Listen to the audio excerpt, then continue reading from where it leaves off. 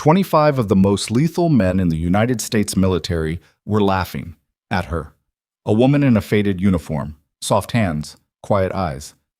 Standing at a firing line, she had no clearance, no right to be on. The target was 1,400 yards out, in a crosswind, in desert heat that bent light into liquid. Nobody had hit it all morning. She picked up the rifle, one breath, one trigger pull. The target exploded, and the laughter died so fast it felt like someone had cut the power to the entire base. If you've never subscribed to this channel before, right now is the moment. Hit that subscribe button, turn on notifications, and drop a comment below with your city and country. I want to see exactly how far this story travels. Because what happens next? Nobody saw it coming. Not the admiral. Not the operators. Not even her. The desert does something to men who spend too long inside it. It strips away the performance, the posture, the carefully maintained image of invincibility that operators spend careers building. Out here, under a sky so blue it looked painted, with heat rising off the packed dirt range in visible waves, what remained was the truth of a person. Their patience, their discipline, their actual skill, scraped down to bone. Chief Petty Officer Mason Voss had spent 11 years building his truth on this range. He was not a large man, but he occupied space the way mountains do, not by announcing themselves, but by making everything around them feel smaller. He moved with the particular economy of someone who had spent decades making violence efficient. His face had been weathered by deployments across 3 continents into something that no longer communicated weakness in any direction. He did not smile for photographs. He did not raise his voice unless the situation required volume. He was, by every external measure, exactly what the Navy had intended when it designed the SEAL program, a precision instrument wearing human skin. And on this particular Tuesday morning in late October, Chief Petty Officer Mason Voss was standing at the firing command station of Lane 7 at the Joint Tactical Training Center, Black Ridge Valley, watching 25 of the most extensively trained operators in the American military fail to hit a target. Not just any target. That target. The 1,400-yard plate had been bolted to a steel frame at the far end of Range Delta 2 years ago, positioned slightly behind a rocky ridge that created unpredictable wind shear and placed the target in intermittent shadow depending on the time of day. The plate itself was standard IPSC size, roughly the dimensions of a human torso. At normal combat ranges, it was an afterthought. At 600 yards, a skilled shooter could engage it with moderate consistency. At 1,400 yards, in the heat of Black Ridge Valley, with the crosswind playing games off the canyon walls to the east, the plate was a theoretical exercise, something instructors pointed at when they wanted to explain ballistic drift, mirage distortion, and the humbling mathematics of extreme long-range precision shooting. Something nobody on an active operational schedule was expected to actually hit with any regularity. Mason used it as a punishment target. When a team was performing poorly, when attitudes needed adjustment, when someone needed to understand the distance between confidence and competence, he would gesture at that steel plate and say, very quietly, "There. When you hit that, we talk." Nobody had hit it in the current training cycle. 5 days of trying, 25 operators rotating through the position, the most sophisticated precision rifles in the American inventory, spotters with $1,500 scopes, and the plate remained untouched, sun-baked, unimpressed. "Reyes," Mason said. A tall operator with a jaw like a brick wall stepped up without being told twice. Staff Sergeant Diego Reyes was the best marksman on the team by formal measurement, qual scores, range cards, documented distance engagements in theater. He settled behind the Mark 21 precision sniper rifle with the unhurried confidence of a man performing a familiar task. Mason watched him build his position. Proper. Textbook. The stock pressed into the shoulder correctly, the support hand relaxed under the chassis, the bipod legs slightly canted to compensate for the range's micro-elevation. Wind? "Reading 4.5 knots, left to right," said the spotter 3 feet to Reyes's right, not looking up from his loopholed scope. "Shifting. Mirages moving slow." Reyes dialed his turret. Did the math. Settled his breathing into the controlled rhythm that every trained long-range shooter knows by rote. The slow exhale. the natural respiratory pause, the moment when the body becomes briefly, artificially still. He fired. The supersonic crack of the .300 Norma Magnum rolled across the range and faded into the desert. Silence. Then the spotter. Wind, 18 inches right. No hit. Reyes didn't move for a moment. His jaw tightened. A small motion that, on a man like Reyes, communicated genuine frustration. He adjusted, reloaded, reset his position. Fired again. Short. Mirage through the reed. Miss. Mason said nothing. He made a small mark on the clipboard in his left hand. Behind Reyes, the assembled team waited in the particular brand of uncomfortable silence that exists only in military training environments. When everyone knows someone is failing, everyone is relieved it isn't them, and everyone is aware that their turn is coming.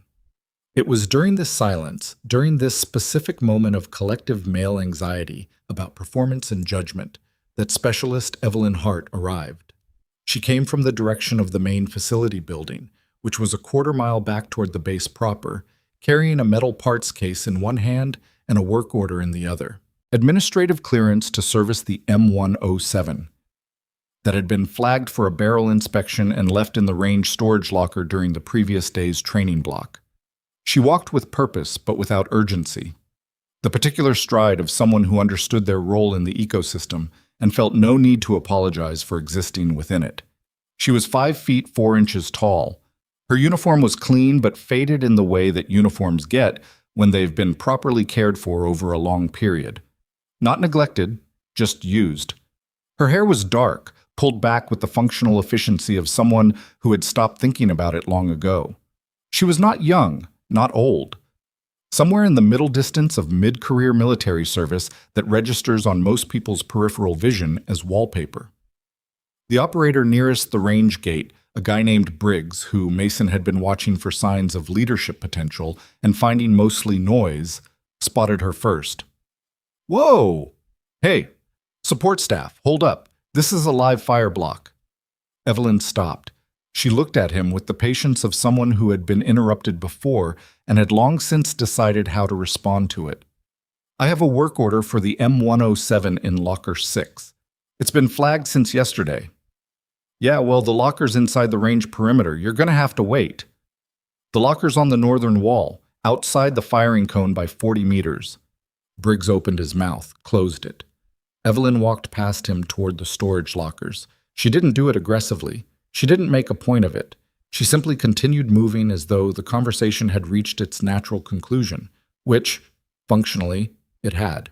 Mason watched this exchange with the part of his attention that wasn't focused on Reyes's second failed attempt.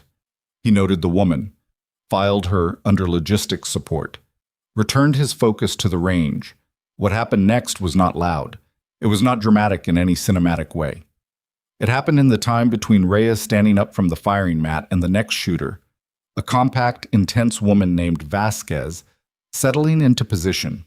In that gap, in the ambient noise of equipment being shifted and the distant, idle conversation of men waiting their turn, there was a pause. And in that pause, Evelyn Hart stopped in front of the storage locker, looked out at range Delta, and then looked at the 1,400-yard plate. She looked at it the way a person looks at something familiar. Briggs caught it. You see something you like?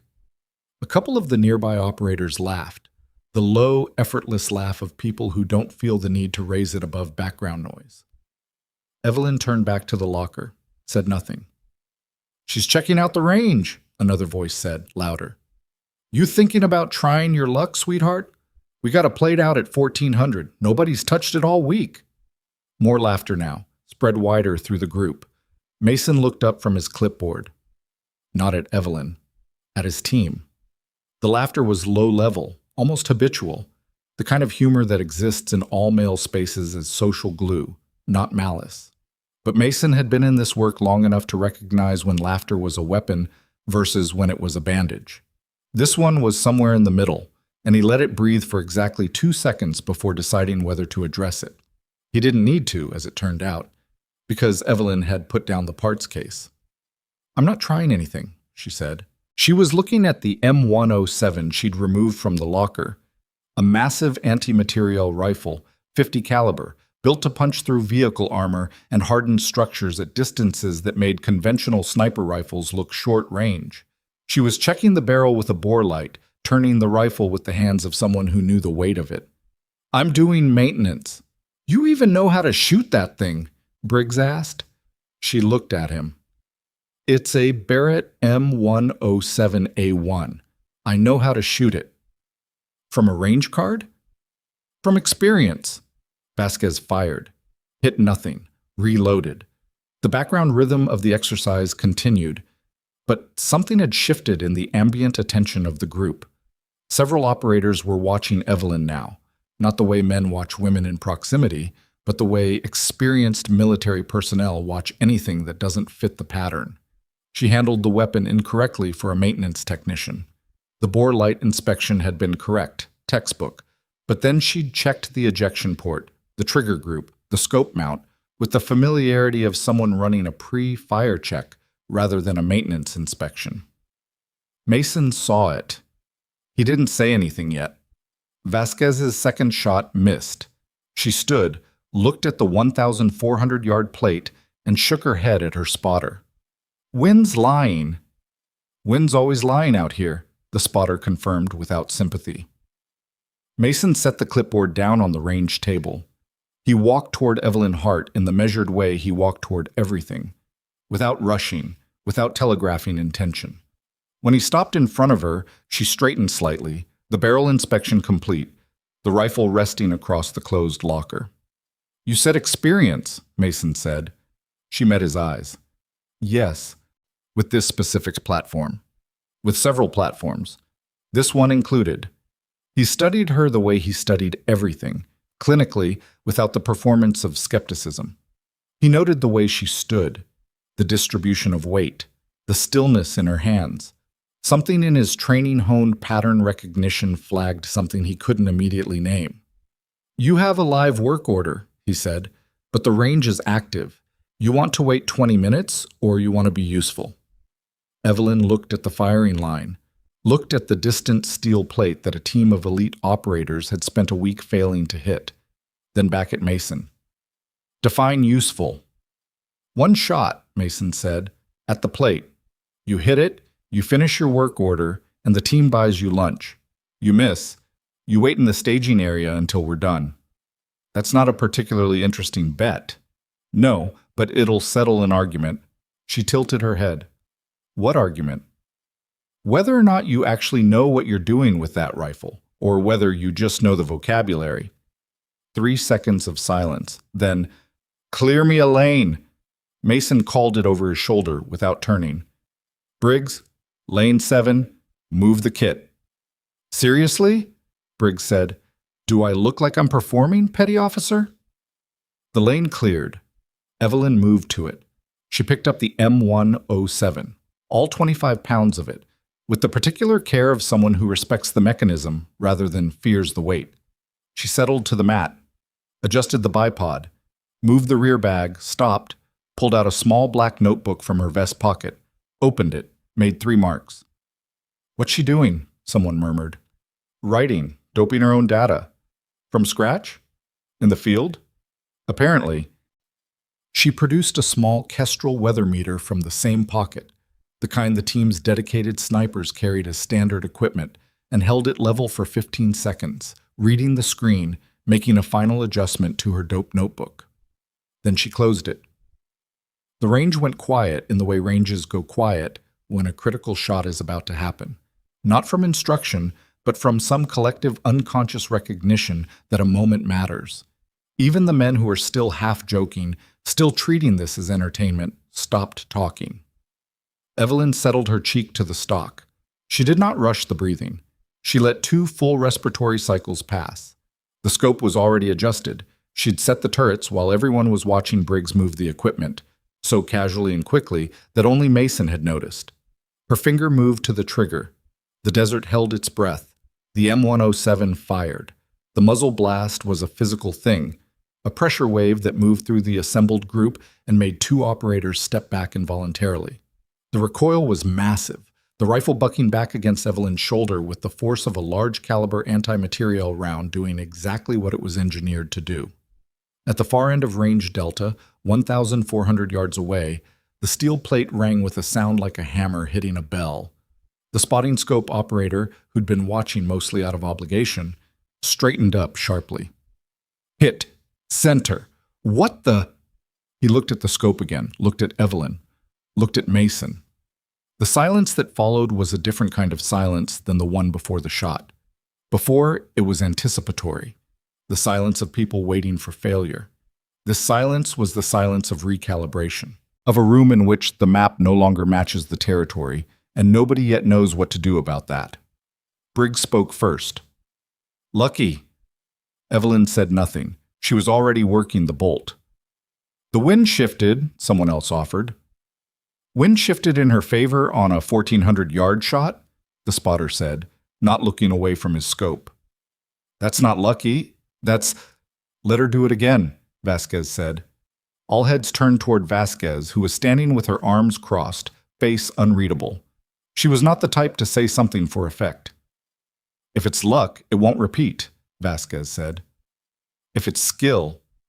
She let that sentence die where it stood. Mason looked at Evelyn. She was already settled, already still. She had not waited for permission. She fired the second shot. The plate rang again. Okay. What happened in the next 30 seconds would be described differently by everyone who witnessed it, depending on what they were willing to admit about themselves. Briggs would say later that the wind had simply been consistent, 2 lucky pulls in a row. Vasquez would say nothing publicly, but her range log from that day would include a notation that was purely factual and somehow said everything. 2 for 2, 1,400 yards, M107, support staff personnel. Unknown background. Mason Voss said nothing at all.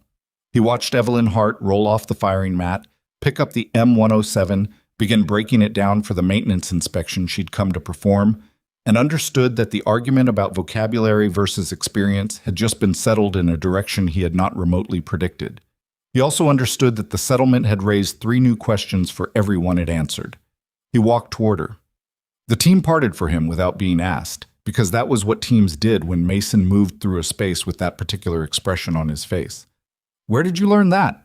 he said. Evelyn looked up from the barrel she was cleaning. Her expression was the same as it had been when she arrived. Calm, unhurried, occupying the moment without performing anything in it. "Here and there?" she said. "That's not an answer. It's the answer you're cleared for right now." Mason stared at her for a long moment. She held his gaze without effort, without the visible effort of trying to hold it, which was almost more disorienting than the shot itself. There was no defiance in it, no aggression, just stillness. "Cleared for," he repeated. "That's what I said." He looked at the rifle, then at the distant plate, then back at this woman in the faded uniform with the calm expression who had walked onto his range to service a flagged weapon and had instead broken 5 days of operational failure in 2 trigger pulls. "You work here," he said. It wasn't a question. It was a statement that had stopped being true in the last 3 minutes and was waiting for her to explain why. "Armory Section B," she said. "East Building. Inventory and maintenance oversight." "How long?" 7 months. "And before that?" Evelyn closed the cleaning kit, slid the barrel back into the stock assembly with a click that felt too precise for routine maintenance. "That," she said quietly, "is a longer conversation." She picked up the M107, secured it, and reached for the parts case. "I'll have the inspection report on your desk by 1500 hours, Chief."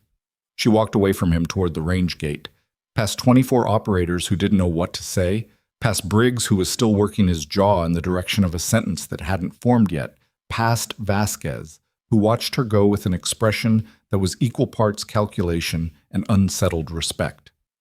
Mason stood at lane 7 and watched her go. And then Commander Vanessa Cole appeared at his shoulder. She'd been at the observation platform at the rear of the range, and she'd seen every second of it, and said very quietly, so only he could hear, "Pull her file, Mason, right now. And don't tell me it's Armory Section B, East Building, because what I just watched didn't come from 7 months of inventory oversight. Mason was already reaching for his radio. "I know," he said. The file took 40 minutes to pull through the right channels. The clerk and personnel flagged it twice for clearance verification before it appeared on Mason's screen. He stood in his office with the door shut, the overhead fluorescent buzzing slightly the way it always did, and read what the system was willing to show him, which was almost nothing. Name: Hart, Evelyn M. Rank: Specialist, E4. Current assignment: Armory Technician, Joint Tactical Training Center, Black Ridge Valley. Previous assignments: redacted. Commendations: redacted. Service history: redacted. Security clearance: redacted. He read that last line 3 times. The clearance field wasn't blank. It wasn't marked confidential with a specific classification level he could see and then decide whether he had authorization to access. It was redacted. On a record belonging to an E4 armory technician, Mason had spent 11 years in the SEAL community. He had worked alongside CIA case officers, JSOC elements, people whose personnel records were more fiction than fact by design. He knew what it meant when a file had that structure. He knew what kind of institution chose to present its personnel that way. He picked up his phone, called Commander Cole. "I've got her file." "And?" He looked at the screen. "It's mostly black boxes." A pause on the other end. Not confusion, consideration. "Interesting," Vanessa Cole said. "Bring it to me." "And Mason?" Her voice dropped in a way that wasn't quite caution but was adjacent to it. "Don't say anything to the team yet." "Already wasn't." He closed the file, closed the laptop, stared at the door of his office for a moment with the particular expression of a man whose professional certainty had just developed a crack in a place he hadn't thought to check. The armory clerk with the dead center shot and the redacted record was still somewhere on base. And Mason Voss, who had spent more than a decade being the most dangerous thing in any room he entered, had just spent 40 minutes realizing he might need to update that assessment. The thought was not comfortable. It sat in his chest like the echo of a distant rifle shot. Still traveling, still arriving, the impact not yet landed. The file was still on Mason's screen when his radio crackled. "Chief Voss." It was the range safety officer, Petty Officer Garland, whose voice had the particular flatness of someone delivering information he didn't fully understand. "The armory tech is still on site. Commander Cole wants her held at the facility. Non-detained, just don't let her leave." Mason picked up the radio. "Copy. Where is she?" "East Storage Bay. Still running the inspection, apparently." He set the radio down and looked at the black boxes on the screen one more time. 7 months on base. An E4 patch on the sleeve. A file that looked like someone had taken a redaction marker to a classified operations summary and then stapled a cover sheet that said Armory Technician on top. He shut the laptop and went to find her. She was exactly where Garland said she'd be. Inside the East Storage Bay, under the fluorescent lighting that turned everyone's skin the color of old concrete, seated on an equipment crate with the M107's bolt assembly, disassembled across a clean cloth on the floor in front of her. She was running a bore brush through the bolt carrier with the methodical rhythm of someone who had done this particular task so many times it no longer required conscious direction. She did not look up when Mason came in. He stood in the doorway for a moment. The bay smelled of solvent and metal and the particular dusty heat that accumulated in desert buildings. A radio somewhere in the facility was playing something country, 2 rooms over, barely audible. Evelyn's hands moved steadily across the components in front of her. "You know why I'm here," Mason said. "You want to know who I am." "I know who you are on paper. The paper has problems." "Most paper does." He stepped into this bay, letting the door fall shut behind him. He pulled a second equipment crate toward him and sat on it, which was a deliberate choice. He was choosing to have a conversation rather than conduct an interrogation, and both of them understood the distinction. "Commander Cole wants to talk to you," he said. "I assumed she would." "She's going to ask you questions that go beyond your work order." Evelyn looked up for the first time since he'd entered. She set down the bore brush with a small, precise movement. "Then she's going to be disappointed because the answers she wants aren't mine to give." "Aren't yours to give," Mason repeated. "That's an interesting way to phrase that." "It's an accurate way." He studied her in the flat light. She looked tired in the way people look tired when they've been suppressing something for a long time. Not sleepless, but compressed, like a spring holding its tension over a duration that exceeded the original design specification. 2 shots, he said. Center hits, 1,400 yards, M107, crosswind at 4 to 5 knots with shear from the canyon wall. You want to tell me how an armory technician with a redacted service record develops that kind of capability? I want to finish this inspection, she said. The barrel had erosion signs on the crown. If it goes back into service uncorrected, someone gets a flyer at a critical moment. He stared at her. You're deflecting. I'm doing my job. Your job... He stopped himself, took a breath through the nose, recalibrated. Your job is the reason I can't find anything past your current assignment in your file. Support staff in this facility have full records. Supply chain, motor pool, even civilian contractors have more visible service histories than you do. Evelyn picked the bore brush back up, continued working. I'm aware of what my file looks like. Then you're aware that Commander Cole isn't going to let this go with a polite conversation. No, Evelyn said. I don't imagine she will. A pause. Are you going to make this difficult? Mason asked. She looked at him again. Something moved across her expression. Not amusement, not quite, but something in that neighborhood. I've been doing maintenance in Section B for 7 months without making anything difficult for anyone. I don't plan to start today. He didn't have a clean response to that. He stood, adjusted his cover, and gestured toward the door. Take your time finishing the inspection. Cole wants to meet in the ops briefing room at 1600. You know where that is? East wing, 2nd floor, the room with the broken clock on the south wall. He stopped walking, turned slowly. How do you know about the clock? Evelyn looked up one more time. It's been broken for 3 years, she said. I put a work order in for it twice. Facilities keeps closing it as non-essential. She returned to the bore brush. I'll be there at 1600, Chief. Mason left the bay.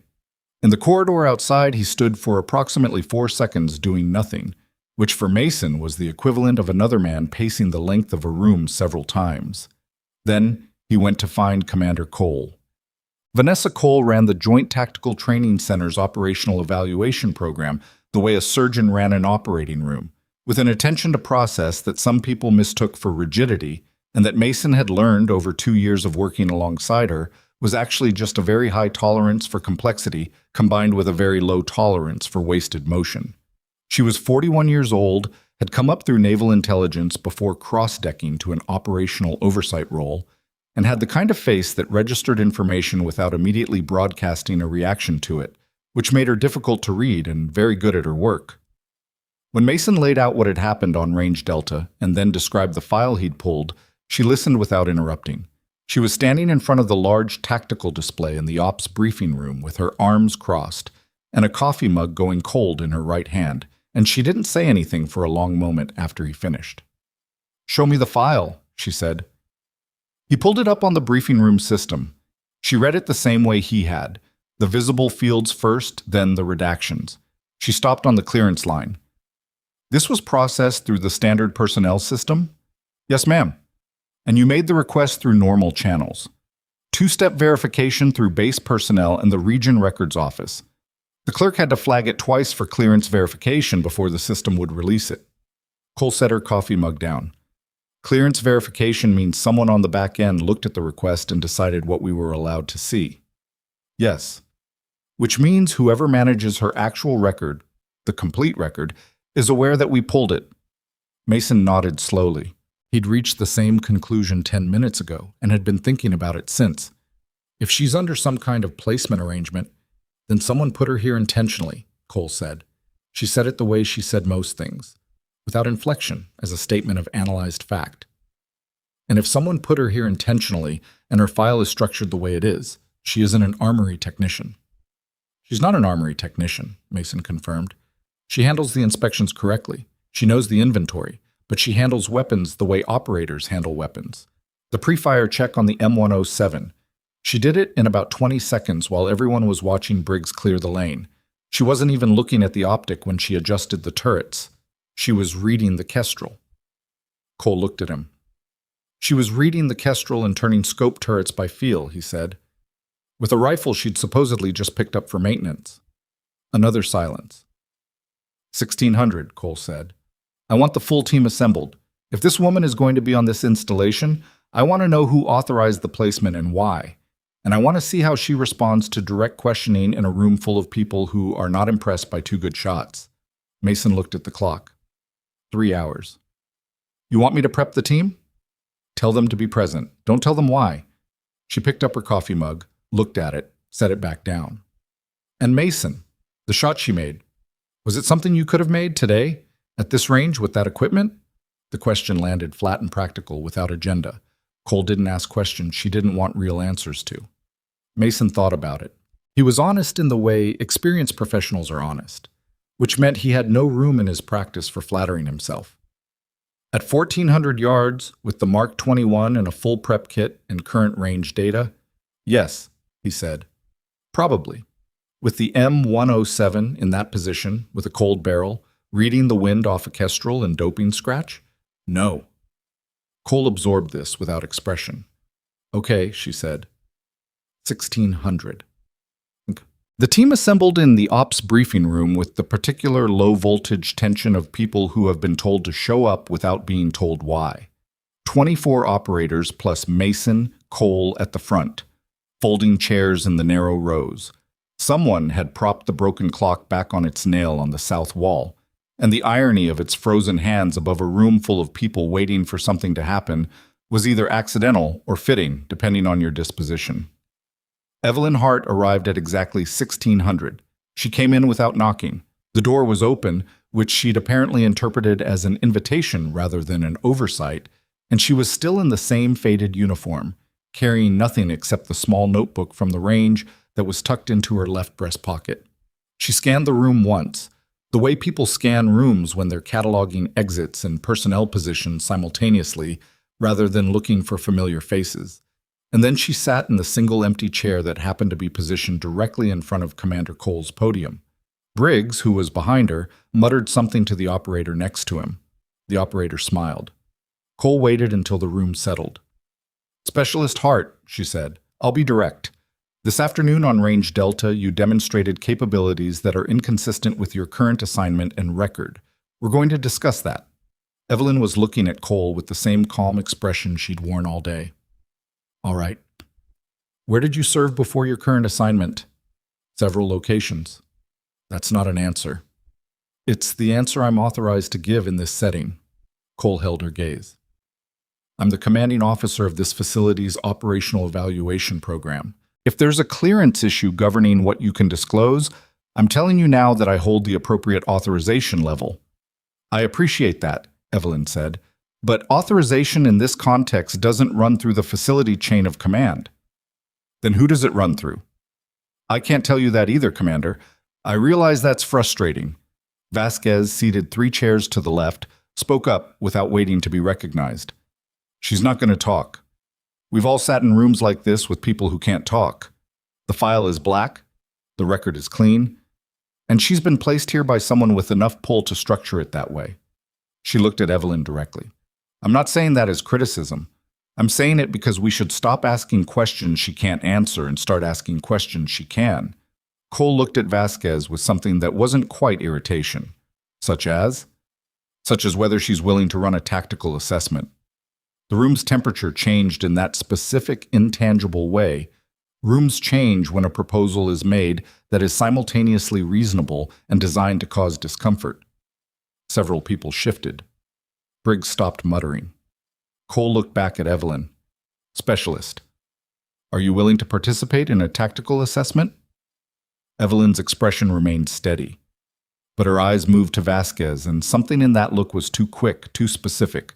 Not a threat, not quite, but a recognition. Like 2 people who had been trained the same way by systems that didn't overlap, seeing each other across a professional divide. What kind of assessment? Evelyn said. Terrain analysis, operational planning, scenario response.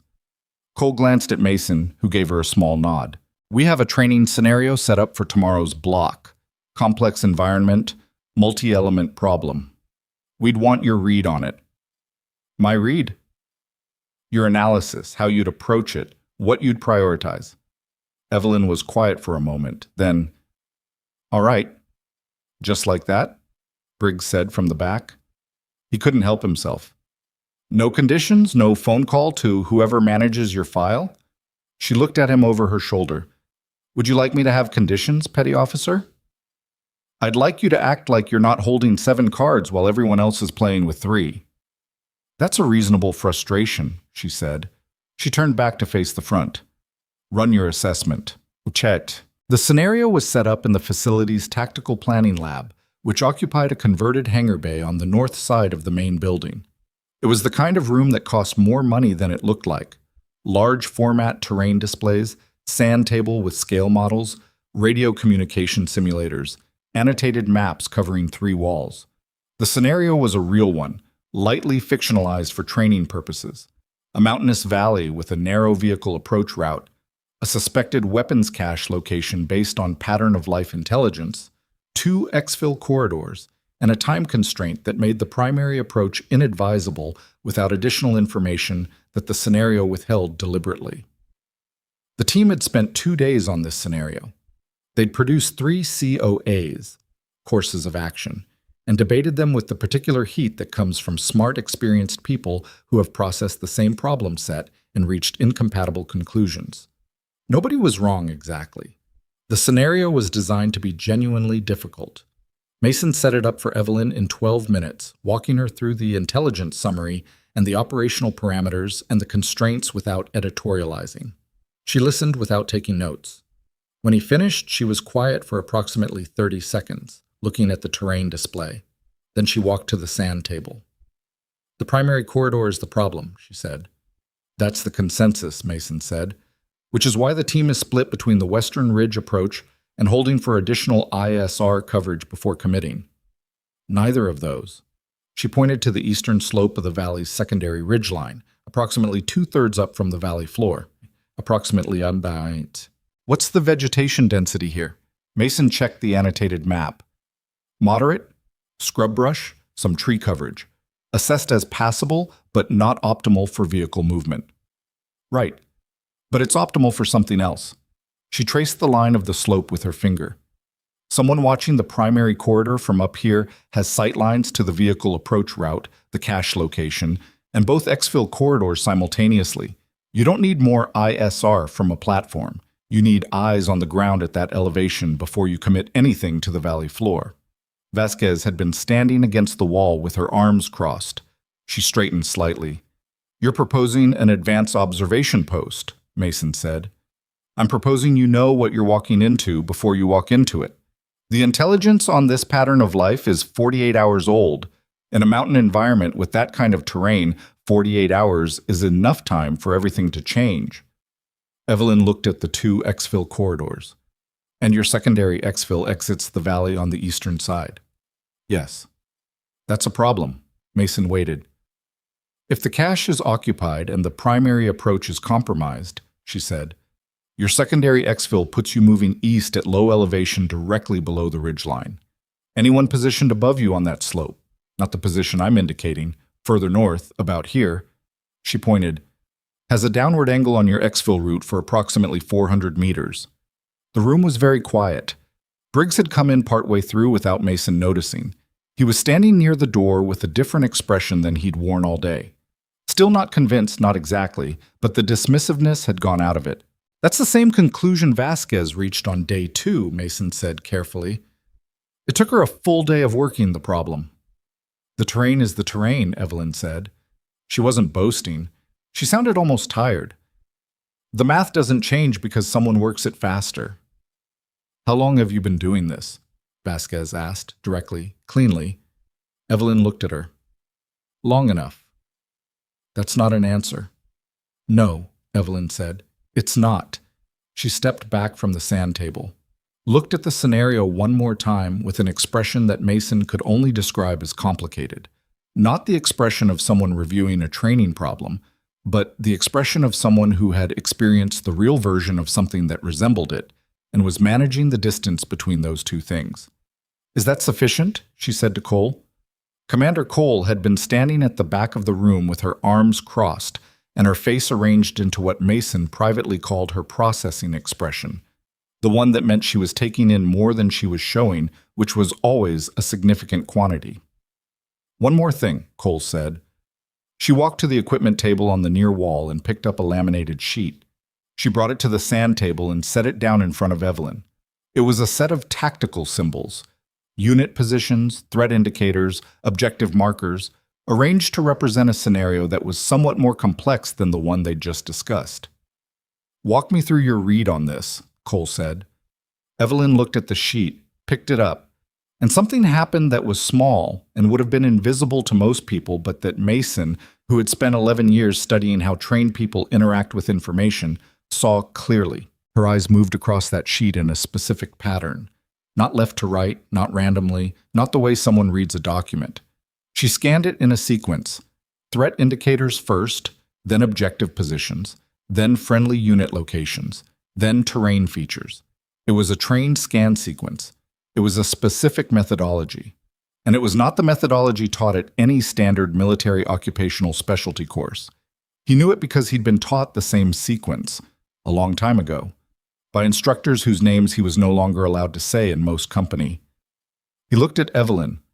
She had begun speaking, calm, accurate, concise, identifying the critical elements of the scenario with the efficiency of someone who had spent years distilling complex situations into actionable information. But Mason wasn't entirely listening to the words. He was looking at the scar on her forearm, which had become visible when she picked up the laminated sheet and her sleeve had shifted 2 inches toward her elbow. It ran along the outer edge of the arm, roughly 4 inches, with the particular texture of scar tissue that forms over a wound that was treated under field conditions rather than in a hospital. He'd seen that kind of scar before, on operators who'd been downrange. He looked at Cole. Cole was already looking at him. Her expression said she'd seen it too.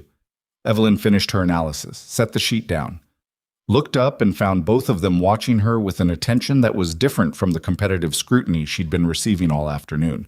More specific, more careful. "What?" she said. Neither of them answered immediately. "The scar," Mason said. It came out quieter than he'd intended. Her right hand moved, involuntarily, just slightly, toward her left forearm. She stopped it, controlled it. But the movement had already happened, and in a room full of people trained to read exactly that kind of involuntary physical communication, it landed like a statement. "Old injury," she said. "From what?" "Work." "What kind of work?" The room had gone still again. Not the curious stillness of earlier in the day when people were watching an armory clerk hit a target that embarrassed professional snipers. This was a different stillness, the kind that forms around something that everyone present suspects is significant and nobody yet wants to name. Evelyn looked at Mason. Her expression had changed, fractionally, not in a way that communicated fear, but in a way that suggested she was recalculating something, deciding how close the current situation was to a line she'd established in advance. She rolled her sleeve down, one deliberate motion. "I think the assessment is complete," she said. "Specialist," Cole began. "Commander." Evelyn's voice was still level, but there was something in it now, an edge that hadn't been there before, too brief to call a warning and too deliberate to be anything else. "I'm cooperating with a reasonable request. I've given you a tactical analysis that I believe is accurate and useful. There are things I cannot discuss in this setting, and I've been clear about that from the beginning. The scar is one of them." Cole held her gaze for 4 seconds. It was the kind of sustained eye contact that in a military context carries weight, the assessment of a superior officer who is deciding whether to push and what that would cost. "All right," Cole said. She stepped back, gave Evelyn space. "You're dismissed for today. Standard duty report tomorrow, 0700. That work order for the M107. Inspection report will be on your desk by end of business," Evelyn said. "I told Chief Voss 1500. I missed that window. I'll have it to you by 1800. Cole nodded. Evelyn retrieved the small notebook from her breast pocket, made 2 brief marks in it that nobody close enough could read, and walked toward the door. She passed Briggs, who was standing with his hands in his pockets and an expression that was working hard to find somewhere to land. She didn't look at him. She passed Vasquez, who who watched her go with the particular attention of someone cataloging everything for later processing. At the door, she paused. Not to look back. She just paused. One beat, two, in the specific way someone pauses when they're managing a thought they've decided not to voice. Then she walked out. The room held its silence for several seconds. Vasquez was the first to speak. "That scar," she said, not to anyone in particular. "I've seen that placement before. Left forearm, outer edge, 4 inches. That's an exit wound scar from a small caliber round. Something like a 5.45 or a 5.56. Close range, moving target, round went through without significant fragmentation." She paused. "That's not an accident scar," she said. "That's not a training scar. That's a combat wound." Nobody argued with her. Mason was staring at the door Evelyn had walked through. "Briggs," he said. "Yeah. Tomorrow morning, 0600. I want eyes on the armory before she arrives." Briggs didn't crack a joke, didn't question it. "Copy," he said. Mason stayed in the tactical planning lab until after 1900, working the scenario that had sat on the display all afternoon. He wasn't working it because it needed work. Evelyn's analysis had been accurate, and Vasquez had already walked the team through the same conclusions with more time and more context. He was staying because the room had the quality of a place where something important had recently happened, and he needed to be in proximity to it while he figured out what. He pulled the personnel directory for the facility, looked up Evelyn's section, bay assignment, duty hours, equipment access log. Her equipment access log was long, not abnormally long. An armory technician with a full inventory responsibility would have extensive logs. But he started reading entries and noted that her access times didn't always align with scheduled maintenance blocks. Several entries in the early morning, before 0600. Several in the evening, after duty hours. She was spending time with the weapons inventory outside of scheduled work. He could think of several explanations for that. Most of them were mundane: an overly conscientious technician, off-hours inspections, equipment irregularities that needed attention. He thought about the bore brush moving across the bolt assembly with that rhythm. He thought about the turret adjustments made by feel. He thought about the scan sequence on the tactical sheet. He thought about the scar. And then he thought about something else, something that had been sitting in the back of his processing for the last several hours without announcing itself clearly enough to reach the front. He thought about her name, Evelyn Hart. He'd heard that name before, not recently, years ago. In a context he couldn't immediately locate, in a conversation that had been part of a different professional era when he was moving in circles that touched things that weren't discussed in standard command structures. He couldn't place it. It was the particular experience of knowing that a piece of information exists without being able to access the file. He wrote the name on the paper in front of him, stared at it. Then he picked up his phone and called a number that wasn't in the base directory, a number that rang 3 times before connecting to a recorded message, asking him to leave contact information and a single-word subject line. He said one word after the tone, "Phantom." He hung up. He didn't know why that word had come to him. It was a fragment, incomplete, unlocated, surfacing from the sedimented past of a career that had involved more classified conversations than he could accurately count. He stared at Evelyn Hart's name on the paper. The facility settled into its night routine around him. Somewhere in Section B of the East Building, the lights were probably still on. The phone call came back at 0437. Mason was still at the facility, not because he'd intended to stay, but because he'd fallen into the particular kind of shallow, uncomfortable sleep that happened when the body gave up before the mind did. Half reclined in the operations chair, the paper with Evelyn's name still under his right hand, the tactical display still glowing in the darkened room. The vibration of his phone against the table edge pulled him back sharp and immediate, the way trained people wake, not gradually, but all at once. He answered before the second vibration. Silence on the line. Then a voice he hadn't heard in 4 years, belonging to a man whose name he'd never been officially told and had therefore never officially known. "You said phantom." Not a question. "I did," Mason said. "Where did you hear that word?" "I'm not sure yet. It surfaced. I'm trying to place it." Another silence. The kind that on an unsecured line meant the person on the other end was making a calculation. "Don't try to place it," the voice said. "Leave it alone." The line went dead. Mason set the phone down on the table. looked at it, looked at the name on the paper. He had been in this work long enough to know that leave it alone from a source like that carried weight in direct proportion to what was being protected. It was not a casual instruction. It was a boundary marker, placed with precision, which meant whatever was on the other side of it was real. He picked up the paper with Evelyn's name on it and folded it twice and put it in his pocket. 0500. He had an hour before Briggs was due at Section B. He went to wash his face and think.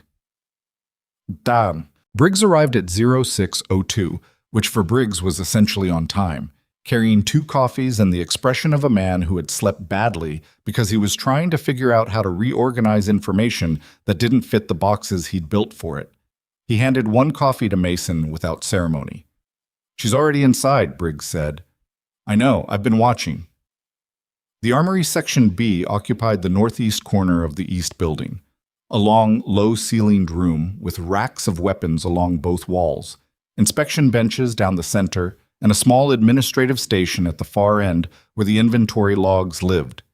Through the wire-reinforced glass panel in the entry door, they could see the lights were on, and a figure was moving between the inspection benches. She was in there when I arrived, Briggs said. 0548. What time did she come in? 0519. Mason had been watching from the corridor junction since before that. She has a 0700 report time. She came in an hour and 40 minutes early. Briggs drank his coffee, looked through the glass. Evelyn was at the far bench now, working on something that from this distance looked like a field radio, a PRC 152, older model, the kind that required more manual calibration than the current issue platforms. She had it partially disassembled, which was not standard armory work. Armory technicians managed weapons inventory. Radio equipment was a different section. Why does she have comms equipment? Briggs said. I'm going to ask her. He pushed the door open. Evelyn did not startle. She did not look up with the particular over-controlled non-reaction of someone who was trying not to show they'd been caught doing something. She simply looked up at the normal pace of someone who had heard a door open and was assessing the arrival without urgency. Chief, she said. Early morning, Mason said. Couldn't sleep. She returned to the radio. This unit was flagged last week. Intermittent frequency lock issue. I was going to get to it during the maintenance window Thursday, but the range schedule moved up, so... She set down a small flathead screwdriver. Here I am. That's not your section. The work order was cross-assigned. The comms technician is TDY until the end of the month. Someone had to look at it. She picked up the screwdriver again. It's a frequency crystal issue. Common fault on the older 152s, nothing complicated. Mason pulled a stool from under the nearest bench and sat down. Briggs stayed near the door, which Evelyn registered with a brief, almost imperceptible flick of the eyes, noting the position, the distance, the exit, and then dismissed. I made a phone call last night, Mason said. She kept working. All right. Said one word.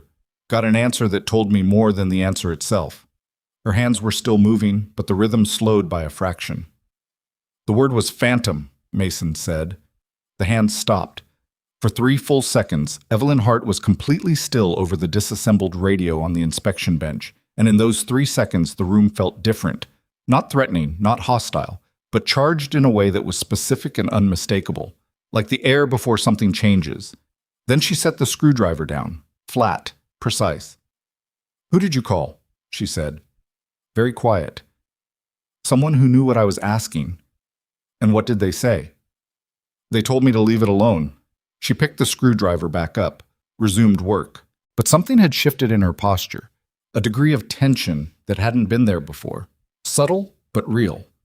The kind that shows up in people when a thing they've been managing carefully has just moved one step closer to unmanageable. Then maybe you should, she said. Maybe I should, Mason agreed. Except you're on my installation, and yesterday you demonstrated a capability that nobody in this command can account for, and last night I found out that accounting for it might be above my clearance level. That creates a problem I can't leave alone. Evelyn looked at him. The calm was still there. It was a deep calm, the kind built over years rather than cultivated in a moment. But beneath it now there was something that had texture to it. Not fear. something more complicated. "Chief Voss," she said, "I understand the position you're in. I'm not trying to make it more difficult, but there are things about my service history that cannot be disclosed in this setting to this command without authorization from people who are not currently accessible." "Then tell me how to reach them." "I can't do that either." Briggs shifted near the door. Evelyn heard it and looked at him. A direct look, not aggressive, but not soft. The look of someone acknowledging a piece on the board. "Is he here to keep me in the room?" she asked Mason. "He's here because I asked him to be here," Mason said. "You can leave whenever you want." She looked at him for a moment with an expression he couldn't cleanly read. Then she went back to the radio. "The crystal is cracked," she said. "Not failed, cracked. It'll pass a basic function check, but under field conditions, high-frequency lock will drop out when the temperature differential exceeds about 15 degrees. In a cold mountain environment, that's a critical failure waiting to happen." Mason stared at her. "You're talking about the radio." "I'm talking about the radio because I can talk about the radio," she said. "The other things, I'm asking you to be patient." "How long?" She was quiet for a moment. "Working." "I don't know. I didn't anticipate yesterday going the way it went." "You mean you didn't anticipate hitting the plate?" She paused. Almost a smile set. Not quite, but the muscles around her mouth moved in that direction briefly, then returned. "I didn't anticipate being invited to." "You could have said no." "Yes," she said. "I could have." The implication sat in the air between them without being stated, which was the only honest way to handle it. She'd said yes because some part of her had wanted to. Some part that had been sitting in Section B of the East Building for 7 months, maintaining weapons she didn't fire and servicing equipment she could rebuild blindfolded, had wanted, for one moment in the desert, to be what she actually was. Mason didn't push it. He'd spent enough time around people carrying compressed histories to recognize the shape of that silence. 0700, he said. "Be at the main range." "The inspection block isn't scheduled until—" "Not for inspection," he said. He stood, picked up his coffee. "Commander Cole wants a third assessment. Different scenario. More complex." He paused. "And Hart." She looked up. "Next time someone invites you to hit a plate at 1,400 yards, he said, maybe take 30 seconds to think about what comes after." He walked out. Briggs followed without looking back. In the corridor, Briggs waited until the door had closed behind them. "She gonna be a problem?" he said. Mason thought about the phone call, about the voice that had said leave it alone with the quiet urgency of someone protecting a carefully managed situation. "I think she might be the solution to one," he said. The main range at 0700 was a different environment than Range Delta had been the afternoon before. This was the facility's primary scenario range, a sprawling compound of constructed environments, killhouse mock-ups, vehicle obstacles, and open fire lanes that could be configured for almost any tactical training requirement. At this hour, with the morning desert light still flat and directionless, it had the quality of a stage before the performance, all potential, not yet activated. Commander Cole was already present when Mason arrived with Briggs and 3 other team members. She was standing at the scenario briefing station with a tablet in one hand, and she did not look like someone who had slept much more than Mason had. She looked like someone who had spent the night reading. Evelyn arrived at 0703, 4 minutes later than Mason had told her, 3 minutes earlier than her actual report time, which he suspected was less about punctuality and more about calculation. Cole nodded at her. "Specialist." "Commander?" "Change the scenario overnight," Cole said. She turned the tablet so Evelyn could see the display. It showed an overhead schematic of the range complex configured into a new arrangement, buildings repositioned, obstacles relocated, the fire lanes altered. "We're doing a CQB assessment this morning. Close quarters scenario, 3-room compound, 2 role players, timed entry and clearance. The team will run it first. Then you'll run it." "As a solo element?" Evelyn said. "As a solo element." Evelyn looked at the schematic. A pause of maybe 4 seconds. "What's the threat posture on the role players?" "Active. They have simunition markers and instructions to resist." "What are the rules of engagement?" "Non-lethal engagement only. Simunition rounds. Role players are briefed on the drill parameters. No live fire." Another pause. All right. You're observing the team run first, Cole said. You'll have 10 minutes between their run and yours. Familiarize yourself with the compound layout from the schematic. She handed over the tablet. Any questions? Evelyn looked at the schematic for a long moment, not memorizing exactly, more like she was reading it the way she'd read the tactical display the day before, in that specific sequence that started with threats and worked outward. Then she handed the tablet back. No questions. The team's run was professional and clean, which was to be expected.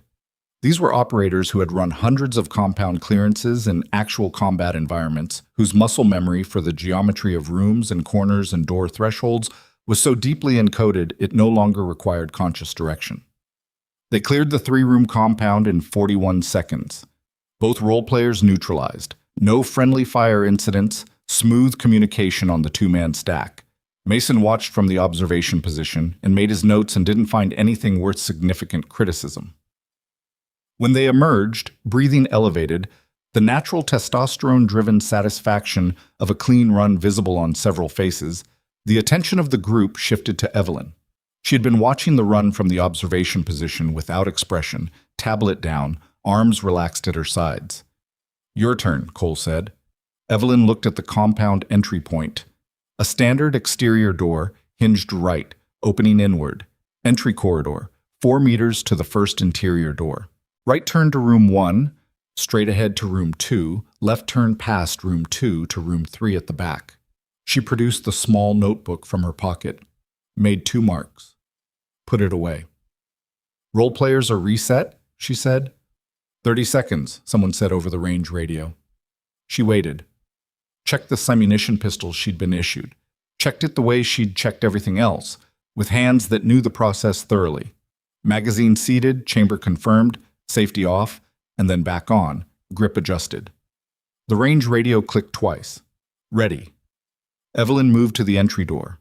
What happened in the next 44 seconds was not clean. It was not the fluid, choreographed efficiency of the team's run. It was faster in some ways, slower in others, and it made every person watching recalibrate their understanding of what they were watching in real time. She opened the door wrong, or what looked like wrong, pushing it partially instead of fully, creating a limited entry angle that forced her to enter at a specific position that wasn't textbook. 2 people at the observation position started to murmur about technique. Then they saw why she'd done it. The role player in the first room had been repositioned since the team's run, standard protocol to prevent pure pattern repetition, and was now in a location that a textbook full door push would have exposed her to before she had sightlines on him. The limited entry angle gave her the corner first. She'd either read the schematic and predicted the reset position, or she'd seen something in the door gap on entry that told her the room geometry had changed. She neutralized the first role player in under 2 seconds. Didn't stop moving.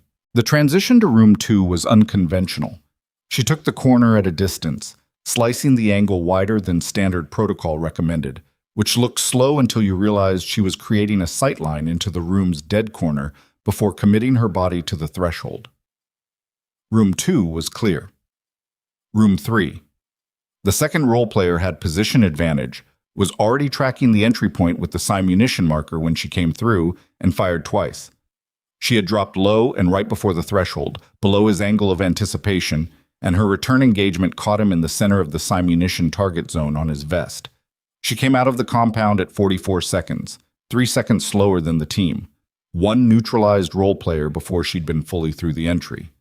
0 simunition hits on her own vest. The team's run had been faster. It had also been 2 people. Nobody said anything for a moment. Then one of the role players came out of the compound, pulling off his protective mask, and he was shaking his head in a way that looked less like frustration and more like he was trying to process something. She called the repositioning, he said. What? Cole said. On entry. She said, I could hear her through the wall on the door pause. She said repositioned right. She called where I was before she had visual. He looked at Evelyn. How? Evelyn was running the administrative unload on her simunition pistol. She didn't look up. Shadow under the door, she said. The light source is from your left when you reset in that room. Your shadow threw left. If you'd stayed in the original position, it would have thrown differently. The role player stared at her. That's a 2 mm shadow gap at the door base. Yes. You read that on entry. I was looking for it. Briggs, who had been standing at the edge of the observation group with his arms crossed, was no longer crossing his arms.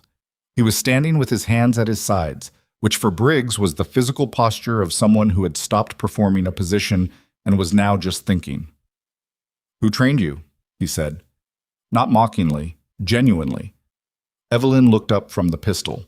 She looked at him with an expression that was almost, but not quite, an answer. What happened next was not part of the assessment. Commander Cole's radio transmitted with the double click that meant an urgent communication, and then a voice from the base operations center that cut through the range atmosphere like a physical thing. "Commander Cole, we have a situation at the secure storage facility. East Compound.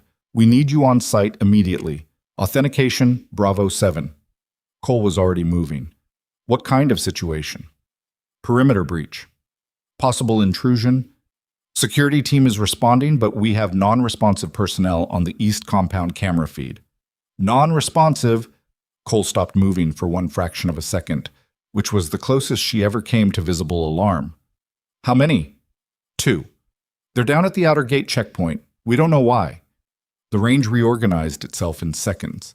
Cole with her radio already moving toward the vehicle, Mason alongside her, team members pulling their gear. The training atmosphere of the morning dissolved and something else replaced it. The particular quality of attention that happens when a situation transitions from simulated to real. Evelyn was still standing at the compound entry with the unloaded simunition pistol in her hand. Cole looked at her across the moving chaos. A decision that took less than 2 seconds, visible in Cole's face as a rapid assessment of variables and a conclusion she did not entirely like. "Hart. With me." Nobody questioned it. Not Briggs, not Vasquez, not any of the 24 operators who had watched this woman spend 24 hours demonstrating that the category they'd put her in was wrong. The decision had a logic that didn't require explanation. Evelyn exchanged the simunition pistol for her sidearm from the equipment table, a Sig Sauer P226, which was not what an armory technician would typically be carrying in a personal holster, but nobody was looking at the holster right now, and moved toward the vehicles. She paused at the table and picked up something else before she followed.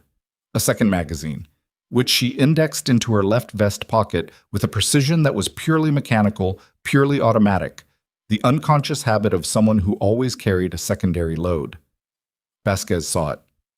Met Mason's eyes across the vehicle. He looked away first. The East Compound was 3 minutes at speed. During those 3 minutes, nobody spoke except Cole, who was running a radio check with the base security team and getting back fragments of information that assembled into a picture that wasn't yet clear but was clearly bad. The 2 personnel at the outer gate were unconscious, mechanism unknown. The intrusion sensor on the East Compound perimeter had tripped at 0647, while Evelyn had been in Section B, the armory, in the East Building, adjacent to the East Compound. Mason noticed that. He looked at Evelyn in the vehicle. She was looking at the East Compound approach through the windshield with an expression he'd been trying to read for 24 hours and still couldn't fully locate. Not surprised, he thought. She is not surprised. The vehicle stopped at the secondary perimeter. The security team had established a holding position at the vehicle gate. 4 personnel, weapons drawn, two-way radio traffic that was terse and uncertain. Cole was out of the vehicle before it fully stopped. "Report." The security team leader, a staff sergeant named Pollock, looked like someone who had expected a quiet assignment on a training base and was actively renegotiating that expectation. 2 guards at the outer gate are down. Pulse present, breathing, but they're not responsive. No visible trauma. The East Compound inner door is showing an access log anomaly. It was accessed at 0651, but the keycard registered belongs to someone who is currently TDY in Nevada. "Someone used a cloned card," Mason said. "Or the card reader was spoofed," Evelyn said. Everyone looked at her. She was looking at the inner gate, not the people around her. "The access log shows an entry event. If it was a cloned card, the log would show the card's identifier. Does the log show the card identifier, or just an access event?" Pollock checked his tablet. "Just an access event. No card identifier in the record." "Then the reader was spoofed," Evelyn said. Someone with the right equipment bypassed the card authentication and triggered a ghost access event. She looked at Cole. This wasn't opportunistic. Someone prepared for this facility's specific security system. How do you know that? Pollock said. Because that spoofing method requires a hardware profile specific to the card reader model installed here. That's not off-the-shelf equipment. She paused. What's in the East compound that isn't in the main weapons inventory? Cole and Mason looked at each other. Restricted storage? Cole said carefully. Restricted to what level? Another look, another calculation. High enough, Cole said, that I want to know how you're asking the right questions. Someone is inside that compound, Evelyn said. Right now, probably. The two downed guards were neutralized quietly, which means whoever did this didn't want the breach announced. The ghost access event was 4 minutes ago. If they move fast, she stopped. If they move fast, what? Mason said. If they move fast, they're already at whatever they came for. She looked at the compound inner door. I need to go in. Our security team goes in, Cole said. Your security team has 4 people, none of whom know what they're walking into, and whoever is in there has already demonstrated the capability and preparation to take down 2 of your people without leaving a mark. Evelyn looked at her directly. Commander, I'm not trying to take over your operation. I'm telling you that I have a specific skill set for this specific kind of situation, and that 4 minutes is already 4 minutes too long. The standoff lasted approximately 6 seconds. Cole looked at Mason. Mason looked at Evelyn, at the woman in the faded uniform who had been Section B armory inventory for 7 months, who had hit a plate at 1,400 yards before anyone could stop her, who had read a 2mm shadow under a compound door on a dynamic entry, who was standing at the perimeter of a security breach with the SIG P226 at low ready and an expression of absolute operational focus. Clear her, Mason said. Cole keyed her radio without a visible reaction. Security team, stand by. We're going in. Pollock, you take the gate. My element to the inner compound. Evelyn was already moving. She moved toward the inner compound door differently from how she'd moved toward the kill house mock-up on the training range. Not in the deliberate, assessment-paced way of a controlled drill, but with a faster, flatter efficiency that had no performance in it. This was not the movement of someone demonstrating technique. This was something older. Something that had been archived for 7 months in a Section B armory and had just been retrieved. Mason fell in behind her with his own weapon drawn and the back of his neck doing the thing it did when a situation had transitioned to a category that training prepares you for but cannot fully simulate. The inner compound door was unlocked. Evelyn took the handle with her left hand, weapon in her right, and pushed it open with the controlled motion of someone managing the distance between surprise and response. The corridor beyond was empty. Lighting on. No sound. She moved into it. At the first junction, she stopped, held up a closed fist. Standard halt signal. Mason stopped. Pollock behind him. Evelyn was listening. 5 seconds. 10. Then she pointed left. 2 fingers. Moving. She turned the corner without announcing it, and Mason followed. And in the room at the end of the left corridor, they found the evidence of what had happened in the east compound. Overturned equipment, an access panel pulled from the wall, and a secondary door standing open that should have required 2 separate authentication codes to unlock. The room beyond the secondary door was empty.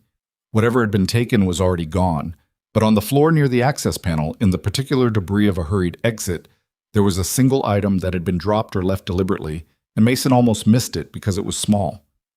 Evelyn didn't miss it. She stopped over it, bent down, looked at it without touching it. It was a photograph, roughly wallet-sized, worn at the edges. It showed 2 people in what appeared to be a desert environment. Not a range, not a training facility, somewhere operational. The people in the photograph were not identifiable from faces. The image was too worn and too small, and the angle was wrong. But one of the figures was wearing a piece of equipment on their left arm that was distinctive enough to register. A watch, military issued, with a band that had been modified to include a custom sleeve. The kind of modification that specific units made to specific equipment for specific operational environments. Mason recognized the modification. He'd seen it once, years ago, in a context he couldn't discuss. He was about to say something when he heard Evelyn's breathing change. It was a small change. Almost nothing.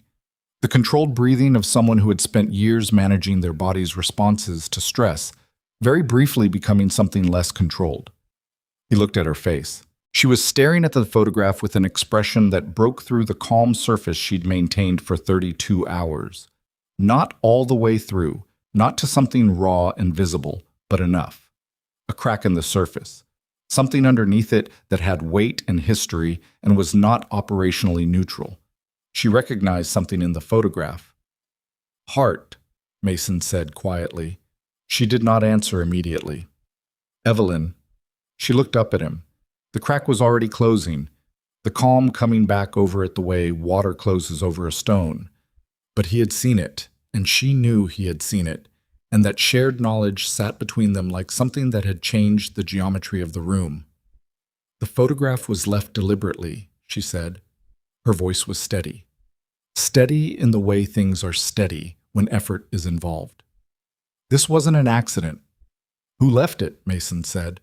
She straightened, looked at the open secondary door, at the corridor beyond it that led to whatever the east compound had been protecting. "Someone who knew I was here," she said. The words landed in the empty room and settled there without resolution.